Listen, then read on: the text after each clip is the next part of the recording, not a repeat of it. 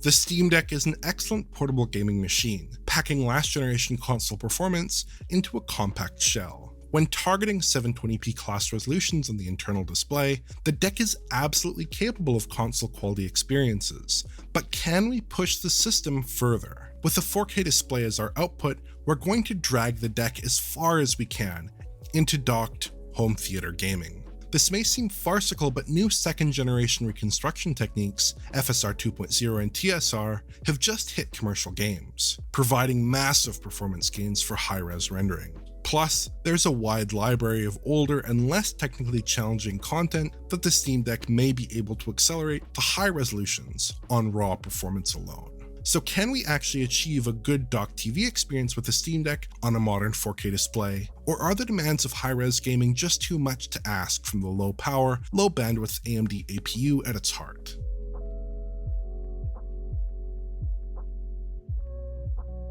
Modern 4K televisions really demand high-resolution source content, particularly in gaming. 720p class games often look quite blurry and soft, unfortunately, with the scaling options needed to preserve sharpness on a 4K set absent from most TVs. 1080p and above content fares much better, so that's what we'll be targeting here. At a minimum, around double the pixels of the Steam Deck's internal display. A true native 4K output is going to be a little bit too tough except for simple titles, but we should be able to push image quality quite a bit regardless. First up, we're going to be looking at some older and less demanding games. Games that date from roughly the 7th generation of consoles tend to fare well in the deck, with relatively meager performance demands combined with solid gamepad support.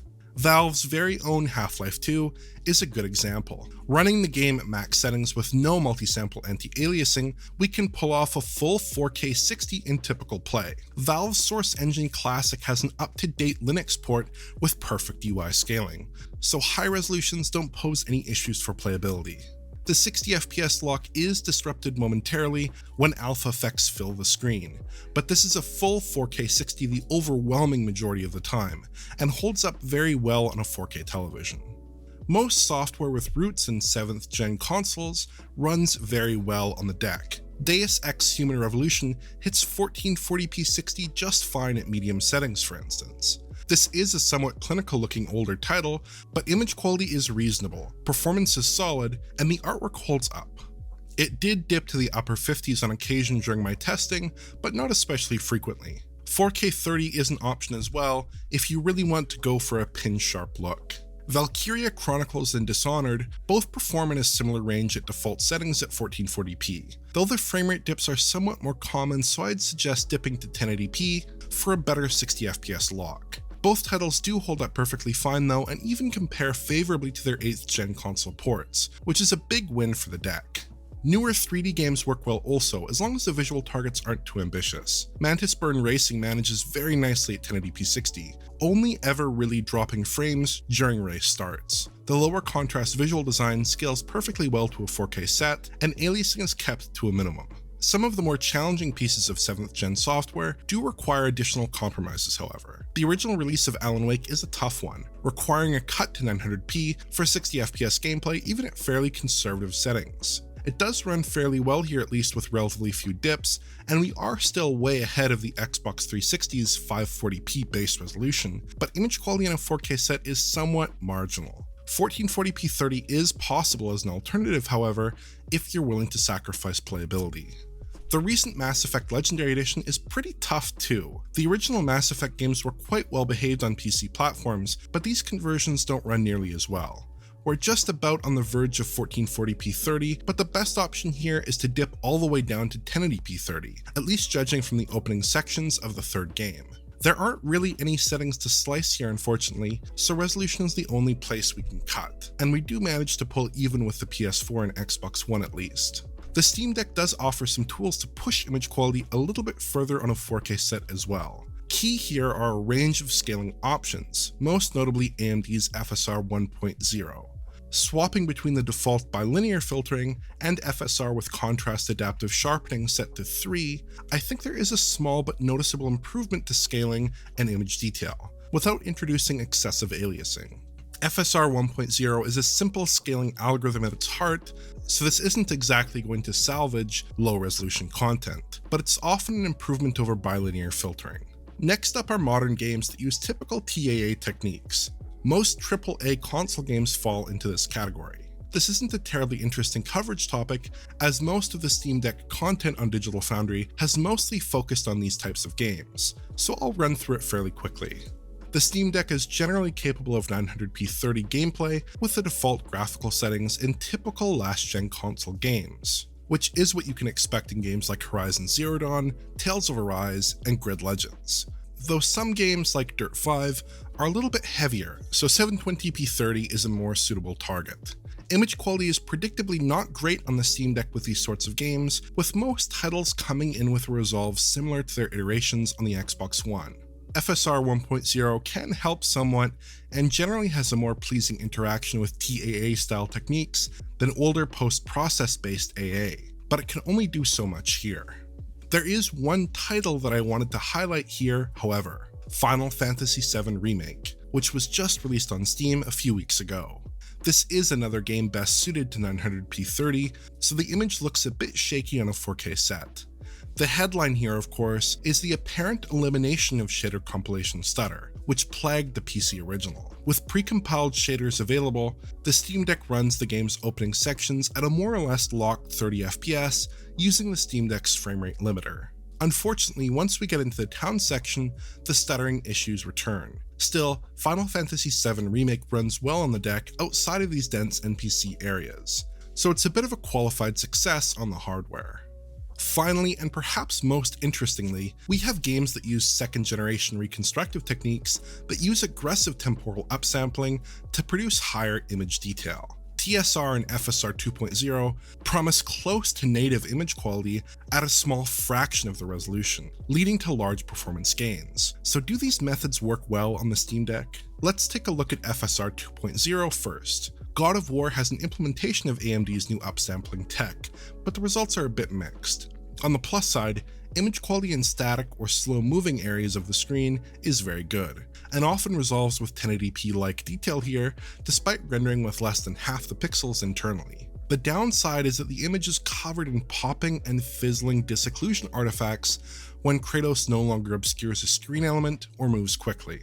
The performance cost relative to the game's built-in TAAU at a similar resolution is pretty low, but I'm not sure the results are ultimately actually better here. The FSR 2.0 image is very unstable in motion, particularly in combat sections with complex movement, despite a more detailed final resolve. Hair and particle effects look a little bit messy as well. We're just about at the limits of the Steam Deck here, and we can more or less hold on to a 30 FPS cap at the default settings using FSR 2.0 balanced at 1080p, so performance is mostly fine with some minor dips at times.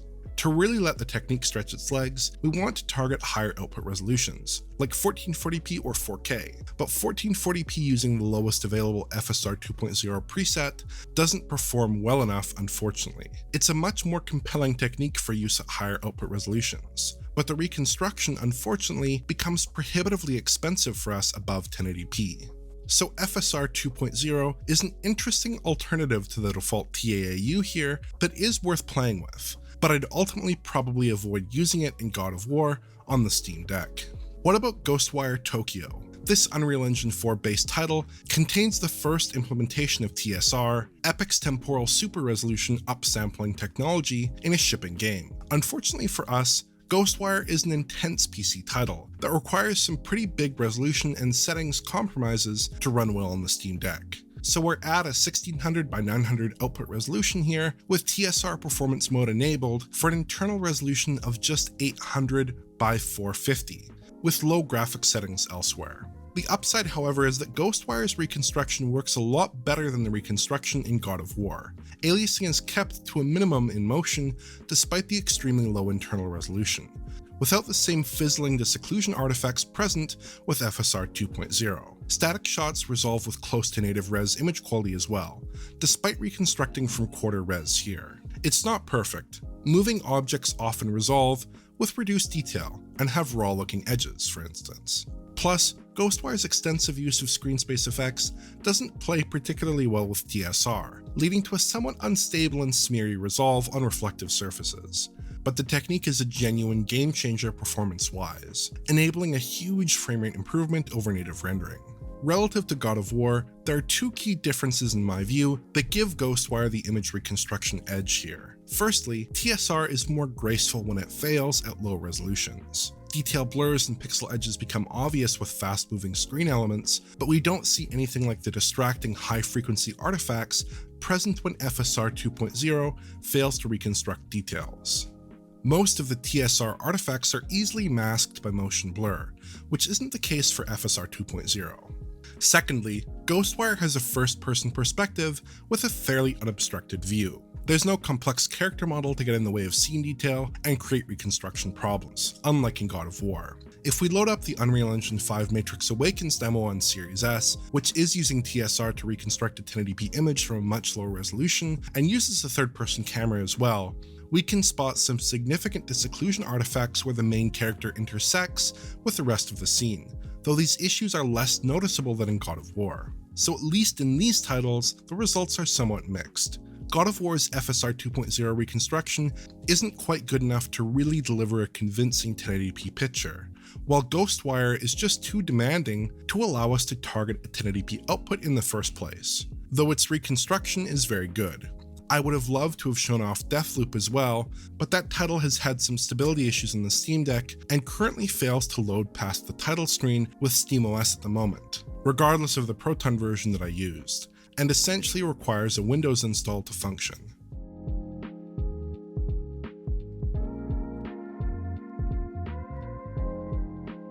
While testing the Steam Deck in docked play, a number of technical issues popped up that really dampened the experience, even though the deck itself is powerful enough for a good docked experience in many titles. To start with, just plugging the system in can be a fraught experience.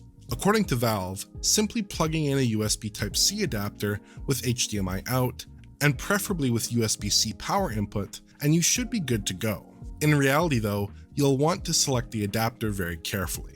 The output resolution of SteamOS in gaming mode is determined by the highest resolution supported by the adapter and the highest resolution supported by your display. An HDMI 2.0 dock paired with an HDMI 2.0 or HDMI 2.1 4K screen will end up outputting 4K, for instance. The issue here is that many, if not most, of the USB Type-C adapters in the market are HDMI 1.4 based and support 4K 30 output at maximum. If you connect the Steam Deck to a 4K display using one of these adapters, the deck will output at 4K 30, and there's no way to force SteamOS within the gaming mode to output at a lower resolution, like 1080p with 60Hz output. Of the 4 USB Type-C adapters that I currently own, only one is HDMI 2.0 compliant and supports a full 4K 60. The rest are HDMI 1.4 adapters that deliver a pretty compromised 4K 30 output on a 4K television, with all content limited to 30 FPS, regardless of the rendering settings of the game you're playing. There are some workarounds for this issue. If you dip into desktop mode and tweak the display settings manually, you can enable 60Hz output even when connected to a 4K display with one of these adapters. But this is pretty annoying and it should really be addressable within the main SteamOS interface itself. Gamepad functions don't receive very good support in general. Rumble doesn't work as expected on external gamepads, with rumble often persisting for many seconds or not triggering at all. Plus, some ostensibly controller-friendly games require the use of mouse input to navigate configuration menus, which typically means blindly poking at the Steam Deck's touchscreen in docked play. There are some additional bits of weirdness as well. The Steam Deck's display remains powered on while using the console docked, for instance, unless you restart the unit after you plug it in. Games are sometimes unresponsive for long periods, and SteamOS often freezes up, which seems to be much more common in docked mode when the system is running at a 4K output resolution. But the SteamOS software is constantly in flux. Until a few weeks ago, it was impossible to run games in SteamOS's gaming mode at resolutions higher than 1280 by 800, for instance, even when connected to a 1080p or 4K display. By default, SteamOS seems to render games in a 1280 by 800 container to fit the internal display, with higher resolution options locked out. After a June update, however, it's now possible to set the resolution of that container to anything between 640 by 400 and a full 4K. This applies to both portable play and docked play, so the resolution of the game container will be scaled to the resolution of the display output of the system. This is a bit complicated, but basically it means that you can render games at a full 4K in SteamOS if you please, but you have to manually set it for each title before you start playing, which is what I had to do for this video. Despite offering pretty good docked gameplay, when everything is working well, the Steam Deck doesn't offer a smooth docked experience. Relying on existing PC software and development conventions means the ease of use of something like a Nintendo Switch with plug-and-play docked functionality is probably out of the question. Still, I am hoping that some of the issues highlighted above will be fixed. So, is the Steam Deck capable of a good docked experience? At the moment, docked play on the Steam Deck leaves a lot to be desired, but not for the reasons that you would think. Older titles and less intense games manage to scale just fine to a 4K display. And while modern titles don't fare as well, typically requiring sub 1080p resolutions, FSR 2.0 and TSR show some promise in squeezing decent image quality out of more advanced titles. We're still dealing with a system with GPU performance that's roughly in line with the last-gen based console, but the Steam Deck's flexibility allows us to tweak and tune the system to achieve the best possible output. Conveniences like system-level scaling output options and framerate caps really help here, even in software that doesn't run especially well on the hardware. SteamOS's technical issues in docked play are the real problem here in my view. The operating system is often unresponsive, games can be laggy, gamepad support is mediocre, and there are a variety of configuration issues that need to be addressed. A traditional console, or even a decent Windows PC running in Steam's big picture mode, provides a better experience for television play. Hopefully these issues can be resolved, but for now the Steam Deck simply fares much better as a portable-only system. If you enjoyed this video, please like, subscribe, and press the bell for YouTube notifications. To view a high-quality version of this video, check out the Patreon at digitalfoundry.net, and to get in touch, just use Twitter. Thanks for watching.